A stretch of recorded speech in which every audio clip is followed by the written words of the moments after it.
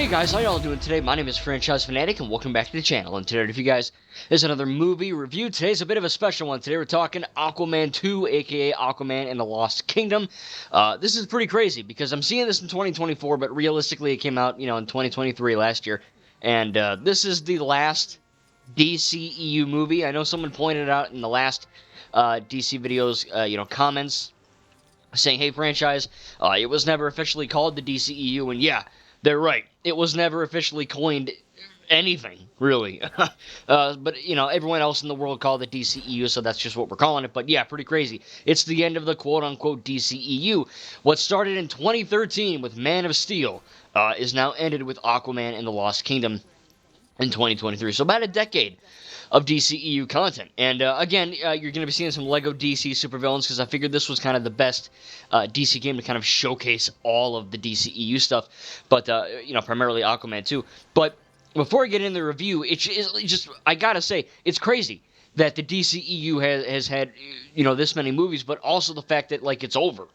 That's freaking crazy. We've got, obviously, the Skywalker saga is over, but, they're going to continue that. But I guess that part of Star Wars canon is kind of over with, but you get the MCU, which started in 2008 with Iron Man. It's still going. Some people say, for better or worse, but it's still going. The DCEU, it's over. That's crazy. I never thought we'd see the day, you know what I mean? Because I remember going back in 2013, and I didn't see Man of Steel in theaters, but seeing Batman vs. Superman, and just the hype, you know what I mean? The hype, oh my god, Ben Affleck's badass as Batman. And then you got Suicide Squad. You got Joker and Harley Quinn. And then you got, Aquaman 1, Shazam, Black Adam, Blue Beetle, The Flash. I mean, there's so many good, amazing, and DCEU movies. You know what I mean? I don't love every single one. I don't hate any of them. But some of my favorites are, of course, Man of Steel, Batman v Superman, Snyder Cut Justice League, Suicide Squad, The Suicide Squad. This one is good. Aquaman, if I didn't say that. So I don't hate all of them. In fact, I don't hate any of them. But there are some I like better than others. And Aquaman 1 is one of my favorite DC movies, period. Just DCEU, just DC in general. It's a freaking awesome movie. I mean, the shots are amazing. The action is top-tier comic book movie action. The way it's, shot and the cinematography, it just looks incredible. Very memorable movie. A lot of awesome epic, set pieces and action scenes and really good characters and just impeccable CGI. Aquaman 1 is an all-time classic, great film. So, going into Aquaman and the Lost Kingdom, which not only is the sequel to one of my favorite DC movies, and also the end of the DCEU, because, again, the next big DC movie besides the Batman 2 and the Joker McDonald's order is, of course, the DCU. So they knocked off the E thing, but it's Superman Legacy, which is really a Justice League film. But what are you going to do? It's crazy that this is all over. Thankfully, Aquaman and the Lost Kingdom is not a bad movie. It is not deserving of that 30% on Rotten Tomatoes, okay? It is not deserving of the 3 people besides my mom and me in the theater seeing it. Because, let me tell you, it's a good movie. Is it as good as Aquaman 1? Not even close, no. But it is a worthy successor to the movie, and again, it's a fun time. Is it impeccable filmmaking? No, it's not going to beat Aquaman in really any category, maybe except for one, which is the comedy. But I do think that as an ending DCEU movie, I would have wanted something grander and better. But I genuinely think when they were making this movie, they didn't have to know it was going to end. They were like, yeah, it's Aquaman 2, and then there's going to be Aquaman 3, and then there's going to be Flash 2, or whatever's going on, you know what I mean? And Blue Beetle 5, whatever. I don't think they were making this, and they were like, this is the last one, let's make it shit. You know what I mean? They clearly didn't think that. Even though, for some reason, the internet hates it. And you guys know me, I can't stand Rotten Tomatoes. I absolutely hate it with a freaking passion. Because I can't tell you how many sheep I know that are like, well, this is a bad score, so I'm not going to see it. I hate that. Oh, this says a 100%, I have to see it. Oh, this says a 10%? Ugh, I'm not seeing that. If you want to see a movie, see the effing movie. Alright? I know I'm making a review, but still, if let's say, for fun's sake, Aquaman 2 is trash, if I say Aquaman 2 is garbage, it's not, but let's just pretend I say it, I don't want you guys listening to me going, oh, well, Franchise Fanatic thinks this movie's poop, so I'm not going to go watch it. If you want to watch it, watch it. Support the freaking movie, all right? Because no one else is. You know, there's like I think this movie's making, what, $5? It's crazy. You know what I mean? Like, no one saw Blue Beetle and Flash and Black Adam and whatnot, but this one's not doing too hot either. And, you know, partly the reason is because, like I said, the DCE was over. And people that really, really follow it are like, oh, well, why should I watch this movie? I mean, it's not leading into anything. It's clearly getting rebooted. They're filming the freaking Superman Legacy in like a month. You know what I mean? So like, why should I care? I saw it because I like DC. I don't, you know what I mean? Like, that's just straight up how it is. Like, yeah, the Batman is not connected to the DCEU or the DCU, the new one. That made it, what, $1 billion almost, something like that? I mean, Joker. Joker's like a serious drama. How did that make more money? Oh, because, you know what I mean? Like, it's just weird. So I never understand that. Oh, it's not connected, so I won't watch it. If you want to watch it, watch it. I like Aquaman. I like DC, so I saw it. You know what I mean? It's just that simple. Obviously, Amber Turd is in the movie. I believe she shat on Jason Momoa's bed. And that's how they did it. But, yeah, so basically, if you didn't know, the whole Johnny Depp Amber Heard thing, I'm not getting into it. That's not even related to this video. Basically, she's a shit person after she shit on the bed. Just like Ezra Miller is a horrible person that deserves to be in jail, same with her. They're both bad people. I'm assuming Ben Affleck's horrible too. You know, I mean, like, I don't know these people, but you know, everyone says, "Oh, Amber Heard's in the movie, so I'm not watching it." They all threw a fit. I don't like Amber Turd. I don't like Ezra Miller, but I saw their movies, the movies that they are in, because believe it or not, yeah, Amber's in this movie. Queen Mara is in this film, but she's barely in it. For those who want, she's barely in the movie. She's in like 3 or 4 scenes tops. I mean, she's barely in the thing, and she's good. Like, she's not obviously a great actress, but for what she's doing in this movie, it's good.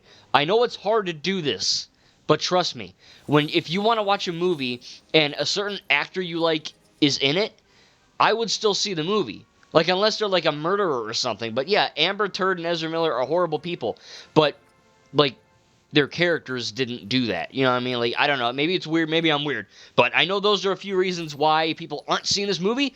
Again, like I said, people are sheep. Not you guys, but people. And, you know, they hear that Aquaman 2 has a 30%, like, I'm not watching that. But at the end of the day, like, obviously, everyone's opinion is different. But yeah, I mean, it's not that bad of a movie. In fact, I think it's a really good movie.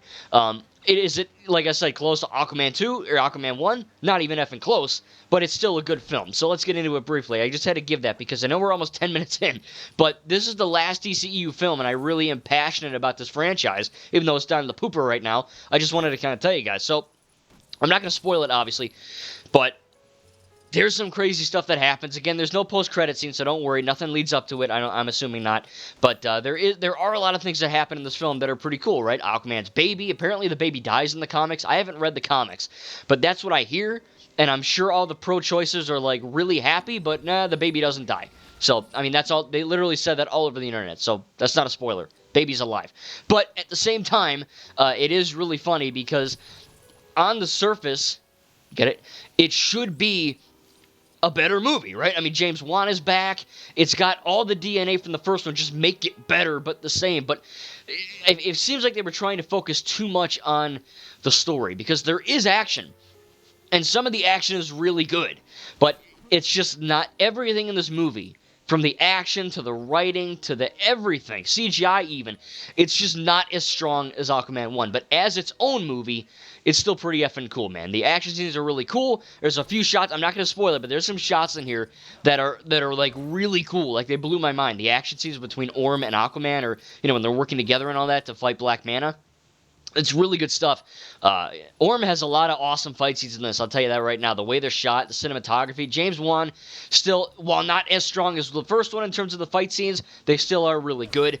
I think that, you know, having the James Randall, the Asian dude who is helping Black Manta in the first film, he plays a prominent role in this, and he's good. You know, so Black Manta's good. Obviously, Aquaman is fine. I heard a lot of people saying Aquaman's like out of character, or it's just Jason Momoa drunk. I don't know what the hell movie they were watching, because that was literally, I mean, I guess he's drunk, but that's kind of Aquaman's persona ever since the first time he showed up in the DCEU. So, I don't know. I think he was fine. I will admit, though, let's get into the negatives before we get into the positives, but there are, for every amazing shot, right? Like, so, like literally, I'm smiling sometimes, and I'm like, wow, this is really effing cool. Like, the shots are great.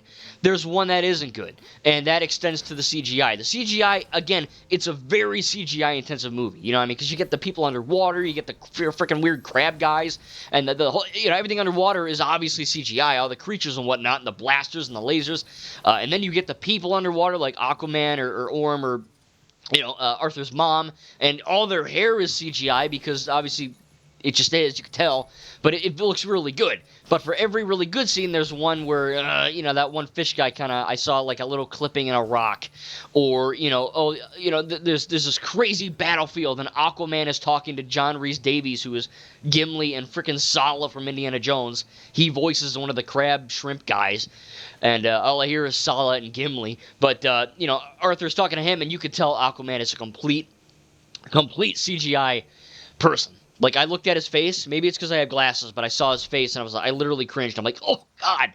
Like, that looks like butt. Like, it looks really effing bad. Like, I know, and that's the bad thing about CGI, you know, because no one points out the good CGI. They just point out the bad CGI. And, you know, because CGI takes a lot of time and commitment and effort and money. And, you know, when one thing is off, of course, everyone's going to effing notice that because that's what we do. But it's just kind of crazy, you know. So there are a few shots in there. There's also a really weird editing thing that I don't think was in the first one. And this was the first time I cringed at a movie in a very long time in the theater. Maybe, I think the last time I cringed in the theater was Barbie. And I think I cringed like 15 times at that because that was just a woke disaster. But this movie has some really weird editing. Where if you've seen The Lord of the Rings 1, The Fellowship of the Ring, there's a scene in that movie where Aragorn and Legolas and Gimli, they're all running in the woods, and you see Uruk-hai, Lurtz, you see Lurtz kind of running, and he sees Aragorn at the same time, and the way Peter Jackson filmed it, it's like they changed the frame rate, and they also added like a blur effect, and they like slowed down the frame. It looks god-awful in that movie, and it looks god-awful in this movie. They do it freaking like 2 or 3 times, and I cringed every single time. There's a scene where something happens, and Mara screams, like that, like, because their baby's in trouble, right? So I don't know if they named the kid Junior. I don't know who the hell would name your kid Junior. Like, all right, what can Junior? I know that's in The Last Crusade, but still, she yells Junior, and then Aquaman notices something happened to the baby. Again, the baby lives, but Aquaman sees something happen with the baby, and he, of course, he goes, no, when he screams, and they distort the frame, and they do the low frame rate thing, and they blur it, and it's moving like in slow motion. It's the most disturbing, horrible-looking effing thing in the world. There's 100 ways to better portray that than blurring your screen and slowing everything down. They do it twice. They do it when Orm is attacking someone with an axe. They do it then. It just looks so immature and just so rudimentary and just not professional at all. I know that's just my opinion, and maybe you like it, but to me it looks horrible. And yes, that is a slight mark off, because it did make me cringe, and it made me, I was like, wow, this looks really bad. You know what I mean? Like, there's some really good-looking shots in there. And then they pull out that. It's like, oh, God, you know what I mean? Or for every really good CGI fish thing, they get Aquaman's blurry effing face looking like a PlayStation 1 cutscene. And you're like, you know what I mean? You just throw up in your mouth. And it's really bad. But other than that, I do think that the jokes are good. There's a few that don't land. But I do think the banter between Arthur and Orm, you know, Aquaman and Orm, are good. You know what I mean? As far as negatives, though, that's really where it ends. There's a few lines in there that are kind of weird. There's a few editing things that are kind of weird. You know what I mean? It's not that big of a deal, but the two big takeaways were, like I said, some of the editing they do, and of course, you know, the other stuff. But it's just really strange to me that that everyone's hating this, because again, it's not as strong. You know what I mean? Like, the story I think is better because it's more of a redemption story for Orm and all that. And again, I'm not going to ruin the movie, even though I guarantee you're not going to go and see this movie. I guarantee it. You're not going to, you the listener, I promise, you're not seeing this movie because it's making like $1 at the box office. But if by chance you do, I won't ruin it. But there's some really good action, some good story beats. Again, Mara is in it, but not a whole lot, so I guess that's good because I hate her guts. But when she's in the movie, she's fine. You know, it's not it's whatever. She does all right. There are some funny jokes. I think Aquaman being a dad is funny, kind of like avoiding his son's little like Tonka truck toys or whatever. Boba Fett, like a bumper. His dad is back, which is cool. Of course, his mom is back as well. So, everyone kind of returns from the previous movie, which is nice. They deal with the ramifications of that first film and whatnot, which is also really cool. The kind of MacGuffin thing that they're chasing, I can't remember the name of it. It's like Orca Flagorka or something weird like that. And it's basically this gas thing that kind of raises the Earth's temperature and kind of makes, if you believe in global warming, I don't want to talk about any of that political shite, but basically it's global warming times 100, where everything is just really effed up, and they go to this, island that's in the trailer, right? And there's all these crazy things that happen on that island as a result of this thing they're chasing, which Black Manta, kind of obviously lustful, and well, to kill, that sounds weird. He's not lustful for Aquaman. He's lustful to kill Aquaman. You know what I'm saying? I made it weird. You know what I'm saying? He wants to kill the F out of Aquaman. That's even weirder. He wants to kill him. There we go. And basically from that, we see that, hey, I'm going to do everything I can to murder this guy because he killed my dad, and he's just, well, I mean, he's a villain, so he's obviously mentally unstable. That's what villains are. They're not normal people. But he finds, this trident, and he kind of, makes a deal with this creature that kind of gives him special powers and all that. And the story's there. It's good. It works. It just isn't as, I guess, as good of action. It's more focused on the storyline and all that. Because there is action, and it's good, but it's just not as strong as the first one. And there is comedy, but maybe that might be a little stronger. I don't know. I mean, there's a few funny jokes in there. There's a running gag with Aquaman and Orm, which I chuckled at. I thought it was actually pretty funny. There's a few lines that aren't as funny, but that one was pretty effing funny in my opinion. You'll know what it is when you see it. If you see, well, you won't see it, but you know what I mean. It has to do with a bug. That's all I'm going to say. But it's good stuff. But the end, again, it kind of wraps everything up, which is kind of nice. I will say, though, that I don't really want to call this a negative because it's not going to impact my rating here. But if you've noticed, like every time they have like Wonder Woman, it goes like,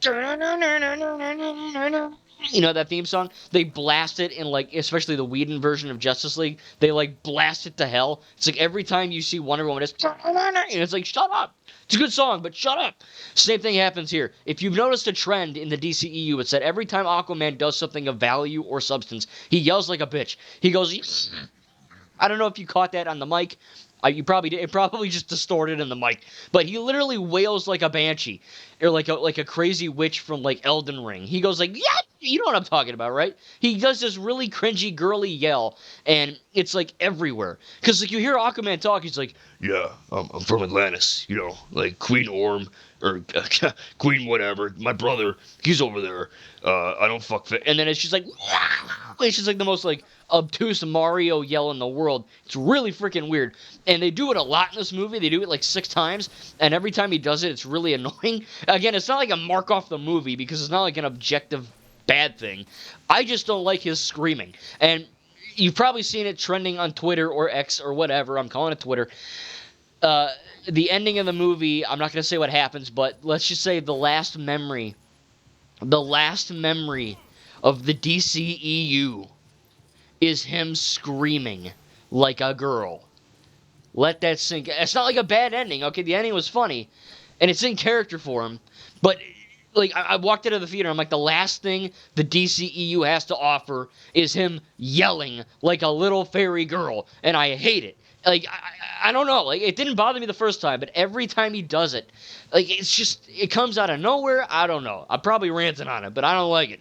But other than that, like I said, there are things to not like about the film. I don't hate it. And again, it's not as strong as the first, but it is funny at times. In fact, very funny. It has good CGI. Again, it's not perfect. I've noticed some faults with the CGI, with the action, with the writing, whatever, but it gets the job done. It's fun, and it's maybe not as memorable as Aquaman 1, but it is far better than Shazam! Fury of the Gods and Black Adam and The Flash. I don't hate any of those movies. In fact, I like those movies.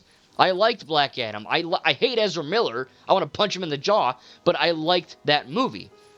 You know what I mean? So it's a good time to be a DC fan because of what we're getting in the future with James Gunn, but it also sucks to be a DCEU fan because, like I said, I'm one of the rare people, man. I didn't hate those movies. Everyone's biatching online about how bad these movies are, and I'm like, oh, I kind of liked it. You know what I mean? Like, I didn't like Wonder Woman that much. and obviously I like the Suicide Squad over Suicide Squad 1, but I still like Suicide Squad 1. You know what I mean? Like, I don't get it. I don't understand the hate. Some of them I like better than others, of course. But this, to be the final DCEU film, I don't think it works as that. But as a sequel to Aquaman, and just a sequel, there you go. And as a movie, it does work, and it doesn't deserve the hate, and it doesn't deserve to not make any money, because no, it's not perfect, and like I said, I told you my issues with it, but it's still a fun movie, and the fact that, like I said, it is going to be the last DCEU movie, and the fact that the last moment is him screeching is a little weird, but I do think that overall, it's a fun movie. I will be buying it on Blu-ray. I really enjoyed it. It has some good lore, some good action, some good storytelling, some pretty, actually, like, emotional moments for Aquaman, which I wasn't really expecting, because you see Aquaman, he's like the cool badass guy, he's screeching like a girl, and he's drinking beer, and they definitely made the Aquaman character in the movies a lot different than the comics version, at least when it was, coming out in theaters with Justice League and whatnot. But I don't mind this take on Aquaman, you know what I mean? Like, I don't mind it. I think he would be a good Lobo if they want to do a Lobo movie in the new DCU. I think they should get him, Jason Momoa. He'd be a good Lobo. But I do think, all things considered, though, Aquaman and Lost Kingdom, while not perfect, I am a little bit disappointed in the fact that it is not as memorable. And again, there's some really weird editing in there with the scene transitions and the CGI at some points. And of course, like I said, that weird distortion where everything's slowed down and low for it just looks really, really bad. But when it doesn't look really bad, it looks really good. And when it works, it's really fun, and it's funny, and it's action-packed, and it's emotional, and it's a pretty good movie.